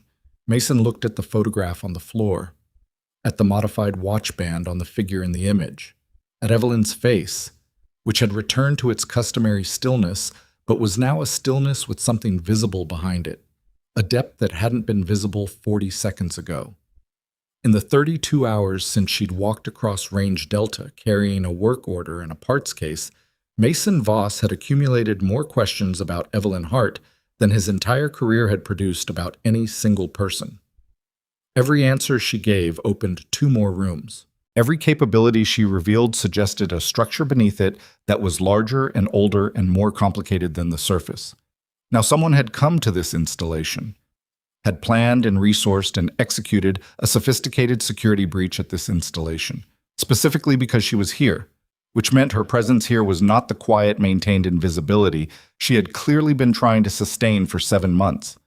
Someone had found her, and based on the photograph on the floor of the east compound, that someone wanted her to know it. Nobody touched the photograph. That was the first thing Mason noticed about the minutes that followed. The collective instinctive decision of every trained person in that room to treat the image on the floor as evidence rather than an object, to look at it without disturbing it, to let it remain exactly where it had landed or been placed. Pollock photographed it with his tablet. The security team cordoned the room. The process of documentation moved forward with the mechanical efficiency of people who knew procedure and were grateful for it, because procedure gave them something to do, while their minds worked on the part of the situation that procedure couldn't resolve. Evelyn had stepped back from the photograph. She was standing near the secondary door with her weapon still at low ready and her face arranged into the operational calm that Mason had spent 32 hours learning to read as a surface rather than a depth. The crack he'd seen was gone. Whatever had moved behind her eyes when she looked at that image had been returned to wherever she kept it. But she was breathing differently, fractionally faster. Managed, but different. Cole arrived from the outer corridor. She took in the room, the pulled access panel, the open secondary door, the evidence markers that Pollock's team was placing, and then she looked at Evelyn. "Anything missing from the secondary storage?" Cole said. "I don't know what was in secondary storage," Evelyn said. "Restricted communications equipment," Cole said carefully. "Encrypted relay hardware, backup authentication systems for the base's secure network." She paused. "The kind of equipment someone would need if they wanted to monitor or intercept internal communications." Evelyn absorbed this. "Or spoof them." "Yes." "How long has the East Compound had that category of equipment?" 4 months. Evelyn looked at the secondary door. Something moved in her expression, not quite recognition, but adjacent to it. The look of a person placing a piece of information into a structure that already existed in their mind and watching it fit. 4 months, she said, and I've been here 7. That's correct. Someone knew this facility was going to acquire that equipment before it arrived. Cole said nothing. That's not a facility-level intelligence problem, Evelyn said. That's a supply chain intelligence problem. Someone with access to procurement information above this command level. The room was very quiet. Mason watched Cole's face do the thing it did when she was running multiple implications simultaneously and didn't want to show which one had landed hardest. "The photograph," Cole said. "You recognize something in it." Not a question. A statement of observed fact from a woman who had been watching Evelyn's face when the image appeared. Evelyn looked at the photograph on the floor, then back at Cole. "Yes," she said. "What did you recognize?" A pause. Not evasion, consideration. The specific consideration of someone measuring what could be said against what the consequences of saying it would cost. "The watch modification," Evelyn said, "on the left figure. It's a specific alteration to the standard issue band. I've only seen that configuration on personnel from one unit in one operational period." "Which unit?" Evelyn looked at her steadily. "One that doesn't appear in any directory you have access to." Cole held her gaze. Then she turned to Mason. "Secure the room. Full forensic documentation. I want the base communications officer and the installation security chief in my office in 20 minutes. She looked back at Evelyn. "And you're coming with me." Cole's office was smaller than its rank should have warranted. A converted storage room from the facility's original construction, with a single window that looked out over the motor pool and a desk that held more paper than any digital native command should have tolerated. She closed the door and did not sit down. Evelyn sat in the chair across from the desk without being invited to. Not from rudeness, from the practicality of someone who understood that a certain category of conversation was better conducted from a position of physical equivalence. Cole noticed it, didn't comment on it. "I'm going to ask you something directly," Cole said, "and I need you to answer me directly. Not with clearance constraints, not with what you're authorized to disclose in this setting. I need a direct answer because I have a compromised security situation on my installation and 2 unconscious personnel and missing restricted hardware, and I cannot effectively respond to any of that if I don't know who you actually are." Evelyn said nothing, waiting. "Are you under active assignment? Right now, not 7 months ago, not in whatever operational period that photograph represents. Right now, at this installation."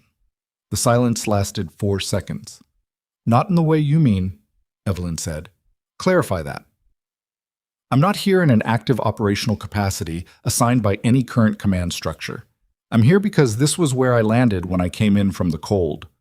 The cover assignment was arranged through channels that don't sit in your chain of command, but the arrangement was passive. I wasn't tasked. I wasn't collecting. I was stopping." "Stopping," Cole repeated. "Yes." "From what?" Evelyn looked at her hands for a moment. It was the first time Mason had seen her look at her hands, look at them as objects, as evidence of something, rather than just tools in use. "From a long time of not stopping," she said. Cole pulled the chair from behind her desk and sat down in it, which was not her usual posture in this office. It was the posture of someone who had decided to have a different kind of conversation than the one they'd planned. "The file we pulled yesterday," Cole said, "redacted across every significant field, clearance level that our system wouldn't even display. 7 months here with an E4 patch and a Section B work roster." She paused. "Mason called a number last night, said one word, Phantom, and whoever answered told him to leave it alone." Evelyn looked up. "He told you that?" "He told me this morning. When I asked him directly," Cole met her eyes. "Who are you, Specialist Hart? And I mean that question in the complete sense." The window behind Cole's desk showed the motor pool going about its morning, vehicles moving, personnel in the distance, the ordinary machinery of a training installation in operation. Evelyn looked at it for a moment. At the ordinary. "Master Chief Petty Officer Evelyn Hart," she said, "retired from active service 22 months ago. Before that, 16 years in special operations, the last 8 in a program that operated under Naval Special Warfare Command, but was funded and directed through a joint intelligence architecture that I can't name in this room." Cole was very still. "Call sign Phantom 7, Evelyn said, which is apparently a word that still moves things when it's said to the right person on an unsecured line at 0430 in the morning. The name landed in the room and changed it, not dramatically. There was no sound effect, no shift in the light. But Mason, who was standing near the door because Cole hadn't told him to leave and he hadn't offered to, felt the weight of it settle into the space and understood immediately why the voice on the phone had said, "Leave it alone." Phantom 7 was not a call sign from a program that was discussed. It was a name that existed in the category of things that were known to exist and therefore never spoken, because speaking them created a record, and records created exposure, and exposure in that specific operational context created consequences. "The confirmed mission record," Cole said, carefully. "The decorated service history. Classified at a level that doesn't transmit to standard personnel systems," Evelyn said.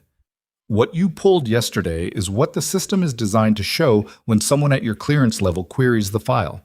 It's not incomplete. It's intentionally structured." "The scar on your arm. Chechnya, 2014. Different life." Cole absorbed this.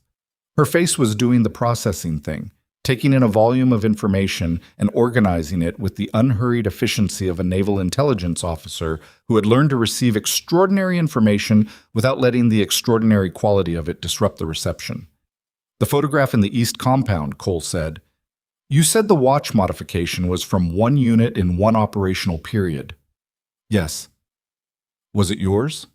A pause. "The unit was mine. The watch in the photograph, the person wearing it, was my partner. On the last operation I ran before I came in."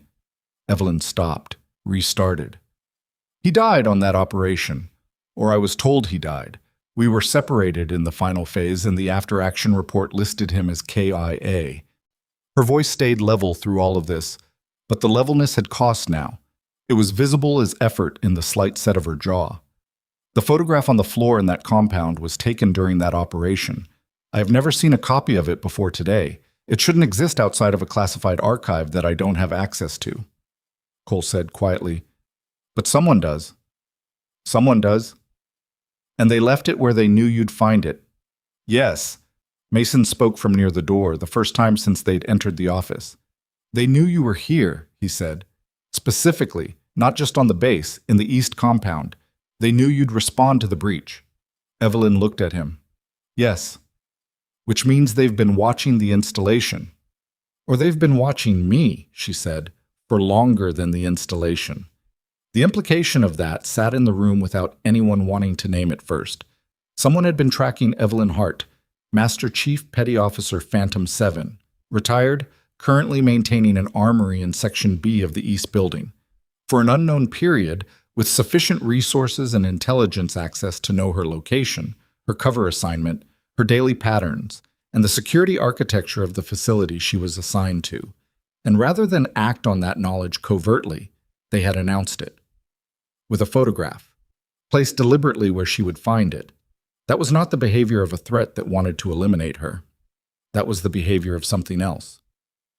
"They want something from you," Cole said. Evelyn looked at her hands again. That same look, at the evidence of what they'd done over 16 years and what it had cost.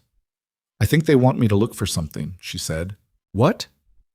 "The truth about what happened on that operation." She looked up.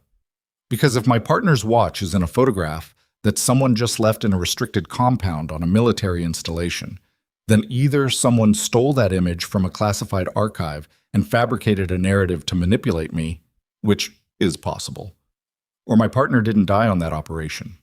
The room held that. "And if he didn't die," Mason said, "then someone lied about it in an after-action report, filed under a program that doesn't officially exist, which means the lie was protected by the same architecture that was supposed to protect the program."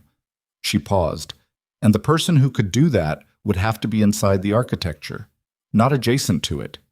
Inside." Cole stood.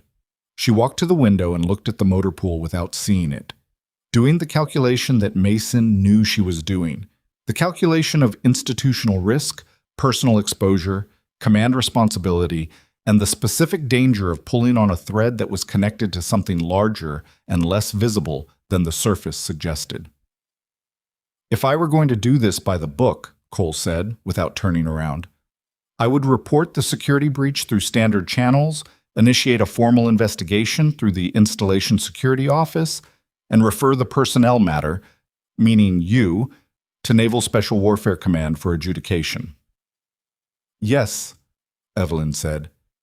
And if I do that, the investigation gets logged, the referral gets logged, and whoever is watching this installation, and apparently watching you, knows within 48 hours that the institutional machinery has been activated. Which gives them time to cover whatever they need to cover, Evelyn said. Yes. Cole turned from the window. And if I don't do it by the book? Then you're managing a security breach and an unregistered asset situation outside of your command authority, which creates its own exposure. I know what it creates. Cole looked at her directly. I'm asking what the alternative looks like. Evelyn was quiet for a moment. I need to make contact with someone outside this command structure. Someone who knows what Phantom 7 actually is and has the authority to authorize a lateral response. She paused. And I need 24 hours to do it before this gets logged anywhere. 24 hours is a long time to hold an unreported security breach. I know. And I have 2 unconscious personnel at the outer gate who are going to need a medical explanation by the time they regain consciousness. Non-lethal chemical sedation, Evelyn said. Standard field compound, commercially available, no lasting effects. They'll be responsive within the next 2 to 4 hours and won't remember anything after the initial exposure. Cole stared at her.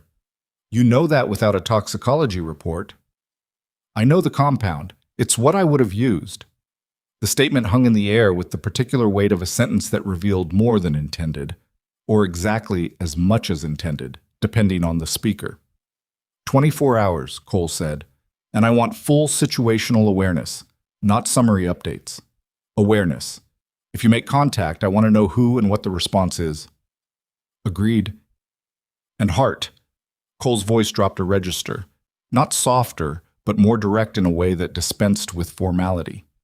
If this is something that puts this installation or this personnel at risk, I need to know before it happens, not after. I understand. Do you? Because 7 months ago, someone put you here inside my perimeter and didn't tell me who you were. And I'm choosing to not be angry about that yet because the situation doesn't currently have room for it. But I want you to understand that the choice I'm making right now, to give you 24 hours, is based on my assessment of you. Not on the program you came from, not on the call sign, not on what happened on Range Delta yesterday. Cole held her gaze. It's based on the fact that you flagged the cracked frequency crystal in the comms equipment this morning because someone else's life might have depended on that radio, and you fixed it before 0700 when nobody asked you to. That's the person I'm making this decision about. Evelyn received this without deflecting it. She didn't minimize it, didn't defer. She just nodded once, in the way people nod when something has been said that is true and deserves acknowledgement without embellishment. Thank you, she said. Don't thank me yet, Cole said. 24 hours starts now. Mason found her in Section B an hour later. She was at the administrative station, not performing maintenance, not running inventory, seated at the desk with the small black notebook open in front of her, writing in it with the focused attention of someone who was not journaling but working. Codes or coordinates or some form of shorthand that condensed complex information into compact notation. He sat on the nearest bench without being invited. She glanced at him, continued writing. The team knows, he said. Knows what specifically? That you're not an armory technician. He paused. Vasquez told Briggs after the debrief. Briggs told the team. The short version, the very short version, is that your prior special operations with a classified record and something in your history is connected to whatever came through that east compound wall this morning. She looked up from the notebook. How did they take it? Mason considered the question honestly. Mixed, he said. Briggs is processing. That's actually progress for Briggs. Vasquez took it the way Vasquez takes everything. Filed it and moved on. A few of the younger operators are, you know how young operators are, impressed by the wrong things and skeptical of the things that actually matter. He looked at the notebook. Who are you trying to reach? She didn't answer immediately. She closed the notebook. Someone who was my oversight on the program, she said, before I came in. If they're still in a position to respond, they'll be able to authorize what needs to happen next. She paused. If they're not, Then the picture is more complicated. What's the contact method? Nothing you have equipment for here. I need to go off base. Mason looked at her. Cole gave you 24 hours, not a vehicle and a day pass. I know. I'm asking you. He studied her. The faded uniform, the notebook, the cig still in the holster that had never been an armory technician's holster. The woman who had arrived on this installation 7 months ago and made herself invisible, and then, in the space of 32 hours, had made invisibility impossible. What's your read on the photograph? He said. She was quiet for a moment. My partner's name was Daniel Rourke, she said. We ran 12 operations together over 4 years. The last one was in a mountain region I can't specify, against a target that I can't describe, and in the final phase we got separated in a way that was not consistent with how we operated. Daniel was meticulous. He didn't get separated. She stopped. The after-action said he went down covering my exfil, KIA, confirmed by the team lead. I had no reason not to believe it. But the watch in that photograph has a modification that Daniel added himself, post-manufacture. It's not something that could be duplicated from a photograph of the watch or a description of it. The modification involved the internal movement. It's not visible from the outside. She looked at her hands. The only way to know that modification exists and reproduce it accurately in that image is to have the actual watch. And the only way to have the actual watch is to have the man who wore it. The weight of that landed in the storage room and didn't move. You think he's alive? Mason said. I think someone is telling me he might be, she said. And I think they're doing it because they need me to do something about it, which means whatever situation Daniel is in, if he's in a situation, it requires a specific capability to address. She looked up at Mason. The capability of someone who is not on any current active roster and does not officially exist in any operational capacity. Someone exactly like you. Someone exactly like me. Mason looked at the notebook, at the cig, at the scar on her forearm visible below the rolled sleeve. He thought about the phone call at 0430 and the voice that said, "Leave it alone." And he thought about the fact that he had not left it alone, and that the reason he hadn't was not professional curiosity, but something more honest than that. I can get you a vehicle, he said, in 4 hours, not 24. She looked at him. 4 hours isn't enough. It's what I can cover without creating a log entry that Cole will see. He stood. I'll tell you something, Hart. In 11 years in this work, I've been wrong about people. Not often. I was trained specifically to not be wrong. But it happens. Yesterday on that range, I was wrong about you in the most basic way possible. He held her gaze. I'm choosing to not be wrong about you again. 4 hours. Evelyn looked at him for a moment. Something in her expression shifted. Not dramatically, not to something that required narration, but enough. The particular shift of someone who has been operating alone for a long time, encountering, with some caution and some tiredness, something that resembles trust. 4 hours, she said. Yet, she left at 0940 and was back at 01320, which was 4 minutes inside Mason's window. She came in through the east building side entrance and found him waiting in the corridor junction outside Section B, and she didn't make him ask. I made contact, she said. And? My oversight is still in place. They were aware of the installation breach before I told them about it, which means they have monitoring capability I wasn't informed about, which is not a comfortable thing to discover.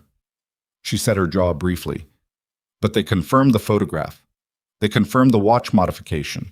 They confirmed that the intelligence stream that produced the photograph exists and is active. Mason waited. Daniel Rourke is alive, she said. He's been held in a non-disclosed location for 22 months. The operation that was reported as his death was not what the after-action report described. He was taken. And the team lead who filed the after-action was the mechanism. She stopped walking, stood still in the corridor for a moment, looking at the wall ahead of her. The team lead I trusted for 8 years was the mechanism. Mason said nothing. There was nothing to say to that specific betrayal in any language he had access to. My oversight wants me active, Evelyn said. Unofficial, deniable. The program doesn't exist on paper, so the response can't exist on paper either. She looked at him. They need someone to find Daniel and bring him out. And I'm the only person with the operational history of his capture location, the tactical profile for the recovery type, and enough classified knowledge of the people involved to navigate the political architecture around it. Where is he?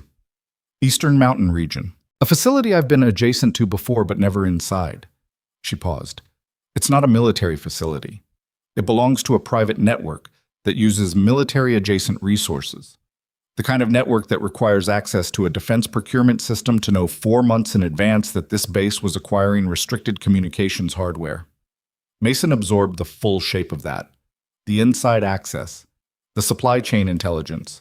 The breach today is a signal, not an assault. They wanted you to know the network reaches this far, he said. They wanted me to know, and they wanted me scared, she said. Whether they succeeded on the second part is a separate question. She held his eyes with that statement. He looked back at her and believed it. Not because she was performing certainty, but because the woman in front of him had spent 16 years in environments where fear was a variable to be managed rather than a state to be inhabited, and 7 months in an armory maintaining that practice in the only way available to her. Cole needs to know, Mason said. I know. Now. Not in a summary. Now. What you just told me. I know, she said again. Not defensive. Just tired in the way people get tired when the shape of a problem becomes fully visible and the distance to the other side of it becomes real. And the team, Mason said. She looked at him. You're going to need people, he said. You're not running a mountain recovery solo. This isn't your operation, Chief. No, he said. But you're on my installation, with my team, and someone used my perimeter as a message delivery system for a threat directed at you. That makes it adjacent enough. He paused. Vasquez has mountain experience. Briggs is a mediocre human being, but an excellent entry operator when it counts. And I've run 2 recovery operations in similar terrain in the last 5 years.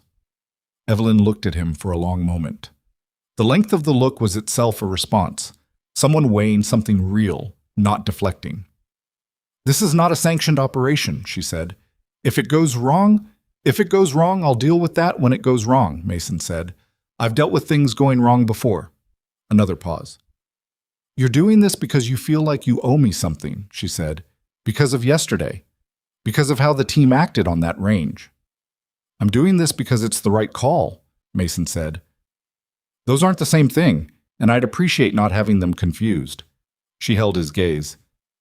Then she did something he hadn't seen her do in 32 hours of extraordinary circumstances. She exhaled, a long, slow breath that carried something with it. Not relief exactly, not surrender. Something more like the sound a structure makes when it stops bracing against a load it's been carrying too long and finally transfers the weight to something that can share it. Okay, she said, let's go talk to Cole. Cole listened without interrupting. That was not nothing. Mason had watched her conduct enough debriefs and receive enough bad intelligence to know that her default was to ask clarifying questions early and often, to probe the logical seams of a narrative while it was still being constructed. The fact that she sat behind her desk for 11 uninterrupted minutes, while Evelyn laid out the complete picture. Daniel Rourke, the after-action fabrication, the team lead, the private network, the procurement intelligence, the mountain facility. Without once stopping her meant that Cole was either processing at a speed that outpaced her questions, or that some part of what she was hearing confirmed something she'd already suspected. When Evelyn finished, Cole looked at the desk surface for a moment, then at Mason, then back at Evelyn. The team lead who filed the false after action, Cole said. Where is he now? Currently assigned as a senior advisor to a joint training program, Evelyn said. Stateside. Untouchable through conventional channels because the program he came from doesn't exist on paper, which means the misconduct he committed inside it doesn't exist on paper either. What's his name? Victor Hale. Cole wrote it down. The act of writing it, putting it on paper in her own hand, was a statement in itself, an acceptance of the information and its implications. The recovery operation, Cole said. Your oversight has authorized it? Laterally. not through a command structure that anyone in this building would recognize. Meaning if it goes wrong without institutional cover, Evelyn said. Yes. Cole looked at Mason. He returned the look without flinching from what it contained, the acknowledgement that what he was proposing to do with his team sat outside the perimeter of his authority, that the career exposure was real, that the right procedural answer was to refer this upward and let the machinery handle it. The machinery that Victor Hale had been navigating successfully for 22 months. I'm not going to order my personnel to participate in an unsanctioned operation, Cole said. I know, Mason said. I'm also not going to order them not to. She held his eyes. What I'm going to do is take a scheduled site inspection at the Southern Range Complex starting at 1400 today. I'll be unreachable by radio for approximately 6 hours due to the terrain interference in that sector, which is a documented issue with our current comms setup. She paused. And when I return, I'll expect a full debrief from whoever is available to give one. Mason looked at her. The comms interference in the southern sector is real, Cole said. It's been in the maintenance log for 2 months. I'm not falsifying anything. She picked up her pen. I'm just choosing today to personally assess it. She returned to the paper on her desk and said nothing further, which was the clearest dismissal either of them had ever received. The team that assembled in the tactical planning lab at noon was not the full complement from Range Delta. It was 7 people: Mason, Vasquez, Briggs, and 4 others who Vasquez had selected with the particular economy of someone who knew exactly which variables she needed and which ones she didn't. No ceremony about it, no speech. They came in, they looked at Evelyn, and they sat down.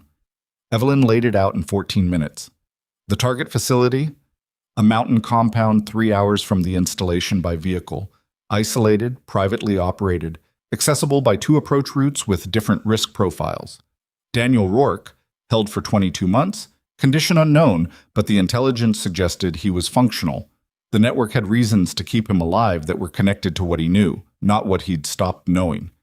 The objective was extraction, not engagement. The engagement rules were defensive. When she finished, Briggs said, "The team lead who burned him. Hale. He's not at the facility?" "No. He's just out there, living his life." "For now," Evelyn said. Briggs processed this in the visible way he processed things. "Okay," he said. Not a question, not a condition. Just okay, delivered in the flat, forward-looking tone of someone who had reorganized his understanding of the situation and was ready to move through it. Vasquez was looking at the terrain schematic. "The eastern approach puts us below the ridgeline on the exfil," she said. "Yes, we use the northern traverse, longer insertion, cleaner exit geometry." "How current is this intelligence?" 18 hours, Evelyn said, from a source inside my oversight structure. "It's as current as anything we're going to get." Vasquez nodded once, returned to the schematic. Mason watched his team absorb the operation with the professional metabolism of people who had done this before under worse conditions with less information, and felt something that was not quite pride, something more complicated, that involved the distance between who these people had been on Range Delta 2 days ago and who they were in this room right now. People contained more than one version of themselves. That was not an excuse for the bad versions. It was just a fact that the work required acknowledging. "We move at 1400, Evelyn said. 3 vehicles. We're back before dark, or we're not coming back on this timeline." Nobody argued the terms. The mountain compound was real in the way that uncomfortable things are real. Not dramatic, not cinematic, but concrete and functional and indifferent to the plans made against it. It sat in a natural depression in the terrain that made overhead surveillance difficult and ground approach channelized, which was why its operators had chosen it and why Evelyn had spent 40 minutes of the vehicle transit running approach geometry in her notebook and adjusting it 3 times. The northern traverse added 40 minutes to the insertion and put them above the compound's primary observation points, which was the trade Evelyn had calculated and the team had accepted without requiring it to be explained twice.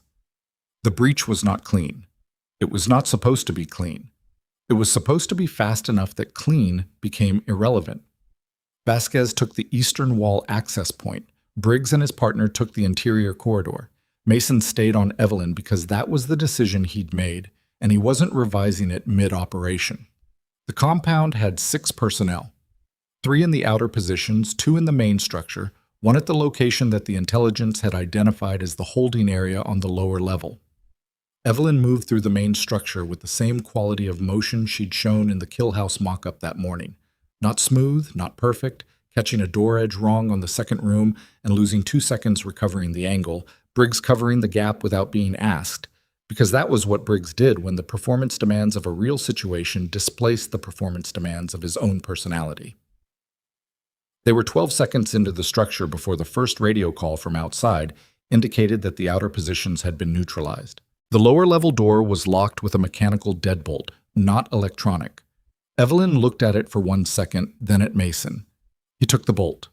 The room behind it was small and poorly lit and smelled of long occupancy and insufficient ventilation, and in it, seated on a cot with his back against the wall and the expression of someone who had spent 22 months maintaining himself against the possibility of a moment that kept not arriving, was a man whose face Evelyn had last seen in a mountain environment in a mission debrief that had never been filed. Daniel Rourke looked at the doorway, looked at Mason, looked at Evelyn. His face did something that wasn't quite any single emotion. It was the compressed release of too many things at once, processed by a person who had trained themselves against visible processing, and the result was a stillness that was very close to breaking. "You look terrible," Evelyn said. His voice, when it came, was rough from disuse, but intact. "You're late." "I was in an armory." He looked at her for a long moment. "How long?" 7 months. "Before that?" "Coming in." He nodded slowly, like that made sense to him, like the information was being placed into a structure he'd spent 22 months maintaining for exactly this purpose. "Hale," he said. "I know. He was at the facility 3 months ago. He doesn't know you're alive, as anything other than an armory technician. He will soon. Then we need to move." He stood. He was unsteady for 1 step and then not. The body remembering its training the way the body always remembers, underneath everything else. Mason had a hand near his elbow without making contact, available if needed. Rourke didn't need it, but he registered the offer with a look that carried more than he was going to say in a cold room with the clock running.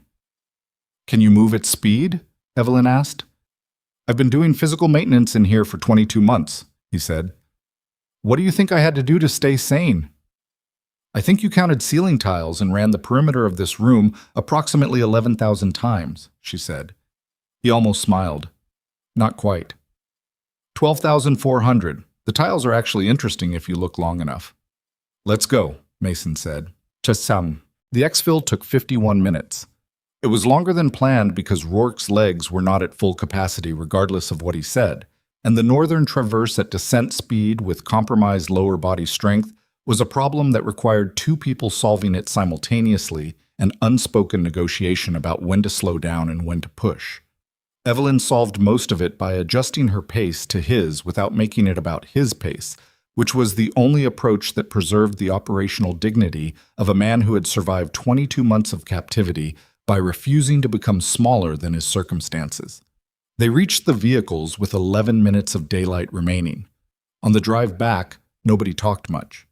The particular quiet of a team in the aftermath of something real, not celebrating, not debriefing, just existing in the space between the action and the meaning of it. Vasquez ran a comms check with the base. Briggs drove with both hands on the wheel and his eyes on the road and the expression of someone who was not going to process today for at least another 48 hours. Rourke sat in the back seat next to Evelyn and looked out the window at the desert passing in the last of the light, and after about 20 minutes he said quietly, without looking at her, "The after action. You read it." "Yes." "You believed it?" "Yes." A pause. "I would have too," he said. "That's not—" She stopped, started again. "I should have questioned it. The separation wasn't consistent with how we operated, and I knew it, and I filed it under grief and moved on." "You were coming in," he said. "You were done. You needed it to be what they said it was." "That's not an excuse." "No," he said. "It's not. It's just true." He looked at her. "I'm not angry, Ev." She didn't answer it immediately. looked out her own window at the desert dark. "I'm angry enough for both of us," she said. Cole was in her office when they returned. She had come back from the Southern Range inspection at the exact right moment, which was to say, after there was nothing left for her to have not seen. She looked at Rourke with the expression of someone who has been briefed on a situation and is now looking at the physical reality of it, which always lands differently than the briefing. She looked at Evelyn. "Is he stable?" "Functional," Evelyn said. "Needs medical evaluation." "I've got the base physician standing by. She's been briefed on a training injury scenario." Cole looked at Rourke. "I apologize for the cover story." "Commander," Rourke said, "I've been living inside a cover story for 22 months. A training injury is practically vacation." Cole almost smiled. It was brief, and she didn't let it fully form, but it was there. What happened in the following 72 hours was not clean either, and not quick. Rourke's medical evaluation confirmed what 22 months of improvised physical maintenance could and could not preserve: structurally intact, nutritionally depleted, some nerve involvement in the left leg that would require real rehabilitation and not the ceiling tile and perimeter running variety. He was transferred through Cole's medical channel to a facility that Cole's intelligence background gave her access to, under a documentation structure that Evelyn's oversight provided, and that would never appear in any base log. The information Rourke carried, 22 months of observation inside a private network that moved money and resources and compromised personnel through the seams of legitimate military infrastructure, went to Evelyn's oversight through the same channel. It was, by the assessment of the people who received it, the most operationally significant intelligence product generated by a source in non-official cover in 4 years. Victor Hale was removed from his advisory position on a Tuesday, with no public statement, no formal charge, and no explanation provided to the personnel around him. He was there on Monday and not there on Tuesday, which was the way these things happened when the people managing them wanted the removal to be complete rather than documented. Whether what came next for him constituted justice in any conventional sense was a question that Evelyn had spent some time with and had not resolved to her satisfaction, and had ultimately placed in the category of things she could not control and therefore could not afford to maintain a grip on. She knew the information had been delivered. She knew Rourke was out. She knew Hale was gone from the position that had protected him. That was what was available. She worked with what was available. What's up? 3 weeks after the operation, on a morning that was cooler than the ones preceding it, the desert shifting incrementally toward a season that wasn't quite fall but was no longer fully summer, Evelyn was on Range Delta. She was not there for a work order. She was not there for a maintenance block or an inventory run or any of the administrative functions that had defined her presence at this installation for 7 months. She was there because Mason had asked her to be there, and because she had said yes, and because the reason he'd asked was standing in a loose formation of 12 people at the firing line who were not operators, not seasoned personnel, but junior enlisted in their first training rotation at the facility. Young, unpolished, carrying the particular combination of genuine capability and performed confidence that defined people at the beginning of a long career and not yet at the middle of it. Mason stood beside her. "They want to know how you hit the plate," he said. "Someone told someone and now they all know. It's the first question every new rotation asks when they get to Range Delta." Evelyn looked at the 12 young faces, at the 1,400-yard plate in the distance, at the desert that looked the same as it always looked, indifferent, patient, honest in the way only things without opinions can be honest. "What do you tell them?" she said. "I tell them I don't know," Mason said, "because I didn't see how you built it. I only saw the result." She was quiet for a moment. Then she walked to the firing line. 12 sets of eyes followed her. She stood in front of them without performance. No adjustment of posture, no preparation of a teaching face. Just the woman in the uniform standing where the shot had been fired 3 weeks ago, looking at the people who had come after it. "The shot isn't the hard part," she said. "The math is available. The equipment is available. The technique, you can be taught the technique. That's not what makes the difference at 1,400 yards." She looked at the plate. "What makes the difference is what you do with the silence between the decision and the trigger pull. Whether you trust what you've built or whether you start second-guessing it at the worst possible moment. She paused. That's not a sniper skill. That's a life skill. The range just makes it visible. 12 young people looked at her with the specific quality of attention that exists when someone says something that is simultaneously about the immediate thing and about everything else. Briggs was at the range table behind them, running the administrative setup for the morning block. He didn't say anything, but he pulled up a chair and sat down to watch, which was not something he did when he was only half paying attention. Vasquez arrived late from the equipment bay, caught the tail end of it, and stood at the range gate with her coffee. She didn't announce herself. She just stood there, watching Evelyn with the direct, unsentimental attention of a person who had recalibrated their understanding of someone and was still, quietly, in the process of integrating what that recalibration meant. Mason stood to the side and let it happen. He had spent 3 weeks thinking about what he would say to Evelyn when the situation resolved. When Rourke was out, when Hale was gone, when the operational pressure had reduced enough for the other conversations to become possible, he had prepared something in the vicinity of an apology, a structured acknowledgement of the failure of judgment that Range Delta had represented. He had worked out the words. He hadn't said them yet, because every time the moment arrived, Evelyn was already somewhere else. Not physically, but in attention, in focus, in the forward direction of someone who had practiced leaving the past in the past until the practice had become permanent.